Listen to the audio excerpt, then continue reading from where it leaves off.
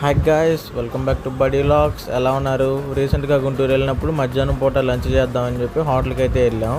ఈ హోటల్లో veg non veg 2 items ఉన్నాయి. మేము వెజ్ ఐటమ్ అయితే చెప్పాము. స్టార్టింగ్ కేసరితో అయితే స్టార్ట్ చేశారు. వీళ్ళ దగ్గర అన్లిమిటెడ్ అనమాట మీల్స్, ఎంతైనా తినచ్చు, రైస్ కానీ కర్రీస్ కానీ. దాని తర్వాత నెయ్యి వేసి ఉప్పు పచ్చిమిరకాయ అయితే ఇచ్చారు.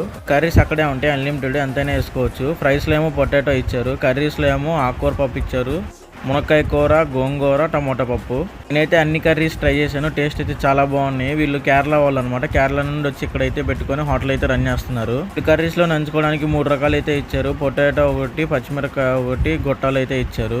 ఆమ్లెట్ కూడా ఆర్డర్ చెప్పాము, ఆమ్లెట్ కూడా వచ్చింది. ఆమ్లెట్లో గోంగూర అన్నం పెట్టుకొని దానిపైన పొటాటో ఫ్రై పెట్టుకొని తింటే టేస్ట్ అయితే చాలా బాగుంది.